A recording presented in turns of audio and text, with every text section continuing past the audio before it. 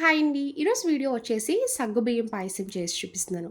పిల్లలు ఎప్పుడైనా స్వీట్ చేయమని అడిగితే ఇలా అప్పటికప్పుడు హెల్తీగా 10 నిమిషాల్లో సగ్గుబియ్యం క్యారెట్ పాయసం చేసి పెట్టండి. టేస్ట్ విషయంలో చెప్తున్నాను, చాలా చాలా బావుంటదండి. ఇష్టంగా 2, 3 కప్పులైనా లాగించేస్తారు. చూసారు కదా! చూస్తుంటేనే నోట్లో నీళ్ళు ఊరిపోతున్నాయి. వేసవిలో ఇలా సగ్గుబియ్యం పాయసం తాగినా కూడా ఒంటికి చలువ చేస్తది. క్యారెట్ సగ్గుబియ్యం పాయసం ఎలా చేయాలో ఒకసారి చూద్దాం రండి. పాయసం చేసుకునే ముందు మిల్క్ బాయిల్ చేసి పక్కన పెట్టుకోవాలి. స్టవ్ ఆన్ చేసి ఇలాగా హాఫ్ లీటర్ మిల్క్ వేసుకోండి. వాటర్ అసలు యాడ్ చేయకండి. 3, 4 పొంగులొచ్చే వరకు చిక్కగా బాయిల్ చేసుకోవాలి. ఇప్పుడు స్టవ్ ఆన్ చేసి ఇలా పాన్ పెట్టుకున్నాక 2 స్పూన్లు నెయ్యి వేసుకోండి. నెయ్యి హీట్ అయ్యాక డ్రై ఫ్రూట్స్ వేసుకోవాలి. నేనైతే బాదం, జీడిపప్పు తీసుకుంటున్నానండి. మీ దగ్గర ఏ డ్రై ఫ్రూట్స్ ఉంటే అవి వేసుకొని ఫ్రై చేసుకోవచ్చు.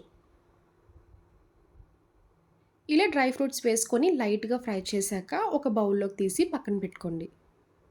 పాయసంలో ఎన్నెక్కువ డ్రై ఫ్రూట్స్ వేస్తే టేస్ట్ అంత బావుంటది. ఇప్పుడు ఒకటి పెద్ద సైజ్ క్యారెట్ తీసుకొని ఇలా సన్నగా తురిమేసుకోవాలి. అప్పుడే పాయసం తిన్నప్పుడు టేస్ట్ చాలా బావుంటదండి. చూసారు కదా వీడియోలో చూపిస్తున్నట్టు ఇలా సన్నగా తురిమేసుకొని ఫ్రై చేయాలి. ఇంకొక స్పూన్ నెయ్యి వేసుకొని క్యారెట్ వేసి ఫ్రై చేయండి. క్యారెట్ పచ్చివాసన పోయే వరకు ఫ్రై చేసుకోవాలి. ఇలా సగ్గుబియ్యం హాఫ్ కప్పు తీసుకొని శుభ్రంగా వాష్ చేసి ఒక గంట సేపు నానపెట్టుకోవాలి. నేనైతే ముందుగానే నానపెట్టుకున్నానండి. పెద్ద సైజ్ సగ్గుబియ్యం తీసుకున్నాను. మీరు కావాలనుకుంటే చిన్న సగ్గుబియ్యంతో కూడా చేసుకోవచ్చు. హాఫ్ కప్పు సగ్గుబియ్యం తీసుకుంటే నానాక ఫుల్ కప్ వస్తాయండి. చూసారు కదా! ఇలా క్యారెట్ పచ్చివాసన పోయే వరకు ఫ్రై చేసుకోవాలి. ఇప్పుడు ఇందులో నానపెట్టుకున్న సగ్గుబియ్యం వేసుకోండి. సగ్గుబియ్యం వేసుకున్నాక వెంటనే వాటర్ యాడ్ చేసుకోవాలి. హాఫ్ కప్పు సగ్గుబియ్యానికి 1/4 వాటర్ వేసుకోండి. వాటర్ వేశాక మొత్తం ఒకసారి కలుపుకోవాలి. ఈ సగ్గుబియ్యం ట్రాన్స్‌పరెంట్ కలర్‌లోకి చేంజ్ అయ్యే వరకు కుక్ చేయండి. ముందుగా నానబెట్టాం కాబట్టి తొందరగా కుక్ అయిపోతాయి. సగ్గుబియ్యం కుక్ అయ్యాక కన్సిస్టెన్సీ కూడా థిక్ అయింది కదా! ఇలా దగ్గర పడ్డాక ఇప్పుడు ఇందులో బెల్లం వేసుకోండి. 1/4 వరకు బెల్లం వేసుకోవాలి. బెల్లం ప్లేస్‌లో పంచదార కూడా వేసుకోవచ్చు. ఒక కప్పు వరకు పంచదారైనా వేసుకోండి. హెల్తీగా తినాలి అనుకుంటే ఇలా క్యారెట్, సగ్గుబియ్యం, బెల్లంతో చేసుకొని తినండి. చాలా బావుంటది. వేసవిలో హెల్తీగా స్వీట్ తిని చలవ చేసేలా ఉండాలంటే సగ్గుబియ్యం పాయసం అయితేనే బెస్ట్ అని చెప్తానండి. చాలా బావుంటది. బెల్లం వేశాక బెల్లం కరిగే వరకు ఒక 2 నిమిషాలు కలుపుకుంటూ కుక్ చేయాలి. మీకు సగ్గుబియ్యం కుక్ అయినట్టు తెలియాలంటే ఒకసారి చూడండి వీడియోలో చూపిస్తున్నట్టు ఇలా ట్రాన్స్‌పరెంట్ కలర్‌లోకి చేంజ్ అవ్వాలి. అప్పుడే బాగా కుక్ అయినట్టు. ఇలా చిక్కగా దగ్గరికి కుక్ చేసుకున్నాక ఇంక వెంటనే స్టవ్ ఆఫ్ చేసుకోండి. ఒక 2 నిమిషాలు చల్లారే వరకు అలా ఉంచండి. తర్వాత పాలు యాడ్ చేసుకోవచ్చు. వేడి మీద వేస్తే పాలు విరిగిపోతాయండి. ఒక 2 నిమిషాల వరకు పక్కన పెట్టుకుంటే సరిపోద్ది.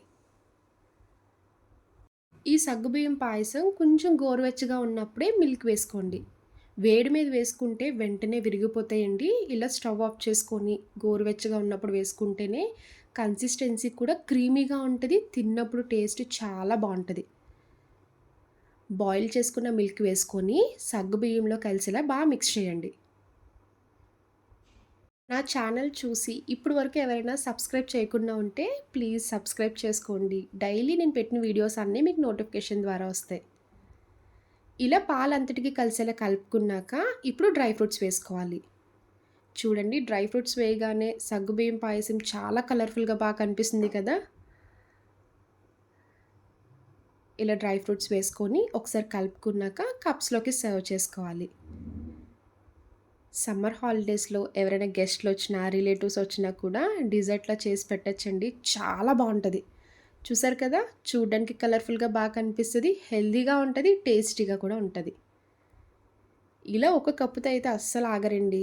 2, 3 కప్పులైనా కంపల్సరీ తాగుతారు. చాలా బావుంటది. చూసారు కదా సగ్గుబియ్యం పాయసం. నా వీడియో మీకు నచ్చితే లైక్ చేసి, షేర్ చేయండి. ఫస్ట్ టైమ్ చూసేవాళ్ళు ఎవరైనా అయితే ప్లీజ్ అండి ఛానల్ సబ్స్క్రైబ్ చేయండి. బాయ్ అండి.